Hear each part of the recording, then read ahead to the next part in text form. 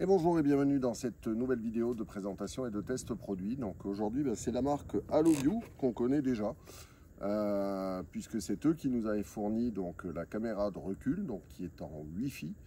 Donc un seul branchement donc pour l'alimenter, et puis ensuite pas de liaison entre l'écran et la caméra. Donc ce qu'on a pu nous tester avec cette caméra, d'abord c'est la qualité de ces caméras, puisque ça filme en 1080. Il n'y a pas de latence. Je l'ai mis une seule fois en défaut, c'est-à-dire que j'ai dû passer à côté de quelque chose qui brouillait complètement les ondes Wi-Fi, mais c'est arrivé sur presque 30 000 km, donc c'est vraiment exceptionnel. Une très bonne qualité d'écran, c'est du 10 pouces avec un très bon éclairage, donc ce qui fait que il n'y a pas de, même s'il y a un soleil très important qui vient taper sur le pare-brise, la visibilité reste excellente. Et donc ils nous ont refait confiance. Donc jusque là j'avais une seule caméra, donc la caméra de recul, et là on va équiper le car de 3 autres caméras. Donc je vais vous montrer ça. On va déballer ça ensemble. Alors toujours pareil, ça arrive, c'est super bien présenté. Donc on a le manuel d'utilisation. Voilà. Donc bon, il est en anglais, mais c'est très documenté, il y a beaucoup d'images, donc c'est extrêmement facile à comprendre. Ensuite, à l'intérieur, je vous montre un peu comment c'est emballé. On a la visserie, donc des petites vis auto-perforantes. On a de quoi brancher les fils entre eux. Je vais sortir juste après. Les caméras, donc là il s'agit des 2 caméras qui viennent sur le côté. Donc là, le R, donc pour right, la caméra de droite. Et ici, la caméra qui va venir, elle, complètement à gauche. En dessous, on a les 2 antennes qui vont venir se fixer simplement ici au niveau des caméras. Et l'élément qui reste, je n'arrivais pas à sortir. Voilà, on a de quoi raccorder donc les câbles électriques entre eux, donc des petits éléments comme ça à sertir. Voilà. On a également cette prise là, en fonction des branchements qu'on souhaite faire. On a également une fiche avec les câbles qui viennent rentrer dedans directement. Dans l'autre boîte, on a la même caméra que j'ai à l'arrière. Voilà. Et celle-ci, vous allez voir, on va la mettre côté droit. Donc un support comme ceci, où ce support là, on vient mettre simplement derrière, donc qui fait le joint d'étanchéité. La notice d'utilisation toujours, la petite antenne, la visserie avec l'écosse et de quoi venir le raccorder. Voilà.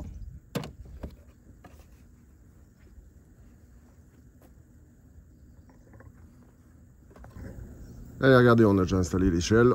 Donc l'idée c'est d'aller fixer ceux qui vont venir sur le côté, donc avec le petit éclairage qui est en plus dessus, en feu de gabarit, donc sur le feu qui est complètement à l'avant, ici donc pour le côté gauche, et de l'autre côté pareil, ici, hop, en haut, pour le côté droit, et l'autre caméra donc, la mettre également à ce niveau là en haut pour qu'elle filme elle complètement à droite, un endroit que moi je ne vois pas facilement, où je demande régulièrement à Valérie de regarder. Voilà. Allez, c'est parti, on va installer ça. Voilà, regardez, je vous montre. En fait, j'ai coupé la patte avec le petit feu de gabarit, parce qu'en fait moi j'en ai pas besoin comme c'est complètement en haut, et ça me permet de la rapprocher en fait du feu de position qui est juste là. Donc voilà, je vais venir simplement le fixer et puis ça sera bon. Bon, voilà, ça y est, la première caméra, donc celle de gauche, est posée, orientée. Donc vous voyez que j'ai dû mettre beaucoup d'angles parce qu'en fait je suis très haut. Donc le feu de gabarit, de toute façon je ne pouvais pas le mettre. Voilà, mais c'était pas grave, hein, ce que je voulais c'était la caméra. Et puis de toute façon à cet endroit-là, à l'avant, c'est un feu de position et non un feu de gabarit. Voilà. Allez, voilà, les 2 caméras côté droit sont montées. Donc vous inquiétez pas, l'une ne cache pas l'autre. J'avais fait des essais. Et je vais vous montrer après à l'intérieur ce que ça donne. Donc en fait, je suis venu simplement raccorder la caméra là sur celle-ci. Et voilà, comme ça tout fonctionne. Elles ont été maintenant appairées et je peux avoir sur le même écran les 4 caméras. Je vais vous montrer ça tout de suite. Donc comme vous avez pu le voir, donc on a installé 3 caméras supplémentaires. On en avait déjà une il y a quelques temps, donc de la marque AlloView. On avait uniquement jusque-là donc la caméra j'ai mis à l'arrière, donc la caméra de recul. Et donc là, on a rajouté donc 3 autres caméras. Donc 2, vous avez vu qu'on a mis à l'avant, qui m'éliminent les angles morts, et vous allez voir, je vais vous faire la démonstration. Et l'autre qui va complètement regarder à droite, parce que on s'était rendu compte que dans certaines situations, j'étais obligé de demander en fait à Valérie de regarder côté droit. Et donc, si jamais j'ai besoin de déplacer le car seul, je peux regarder, et puis ça fait une surveillance quand même supplémentaire. Donc là, vous regardez au niveau de l'écran. Donc on a un écran qui est quand même de bonne taille, donc avec les 2 antennes, puisque je vous rappelle que l'ensemble caméra et écran donc, sont en Wi-Fi. C'est pour ça que vous voyez ces 2 antennes au-dessus. Donc ça permet de ne pas avoir à relier toutes les caméras à l'écran de contrôle, puisque ça passe donc par les ondes. Et donc là, j'ai les 4 caméras donc, qui sont visibles. Donc la caméra arrière, sur laquelle j'ai fait un miroir horizontal pour avoir le sentiment d'être doublé par la gauche et pas l'inverse. La caméra qui regarde complètement à droite, là, donc sur le 2e canal. La caméra qui regarde à gauche, donc qui m'élimine les angles morts. Et la caméra, donc pareil, à droite, qui m'élimine l'angle mort à droite. Alors pourquoi je vous parle d'angle mort? Quand on regarde ici, donc dans mon rétro, bien là par exemple, vous allez voir, je vois une voiture qui est prête à me doubler. Donc la voiture, on va la voir donc là maintenant dans la caméra arrière. Et puis ici, hop, au moment où elle disparaît donc dans le rétro et la caméra arrière, j'ai supprimé cet angle mort. Donc c'est vraiment intéressant. Donc autant pour les véhicules qui dépassent par la gauche, parce que ça c'est classique, qu'éventuellement des véhicules qui dépasseraient par la droite, parce que malheureusement ça arrive de temps en temps. Mais ça permet aussi d'être sûr quand une voiture rentre sur l'autoroute par exemple, qu'elle ne soit pas dans un angle mort et qu'on ne se rabatte pas dessus. Ensuite, on a la possibilité, donc par ce bouton qui est ici, de changer donc de canal. Donc là, j'ai les 4 caméras, donc sur le même écran. Si j'appuie une fois, on va être sur le premier canal, c'est-à-dire la caméra arrière de recul. Donc ça peut être intéressant si on a besoin de faire une marche arrière, de regarder donc avec un écran plus grand la caméra de recul.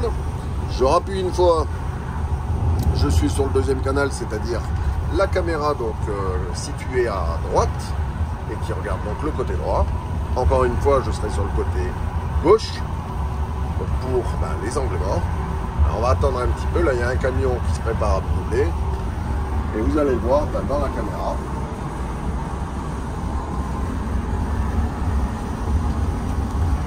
Voilà, donc moi je le vois dans le rétro.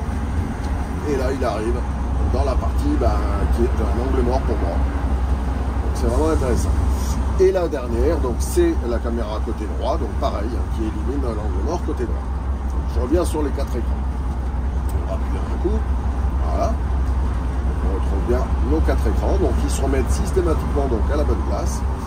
On peut régler donc avec le bouton plus-moins la brillance donc de l'écran, mais vous voyez que même quand il y a du soleil dessus, et pour l'avoir testé maintenant depuis même plusieurs années, cet écran, donc par toutes les conditions, l'écran reste très lumineux, donc ça c'est super sympa. Donc on est posé, donc je vous montre un petit peu l'utilisation de l'écran, donc avec ces différents menus.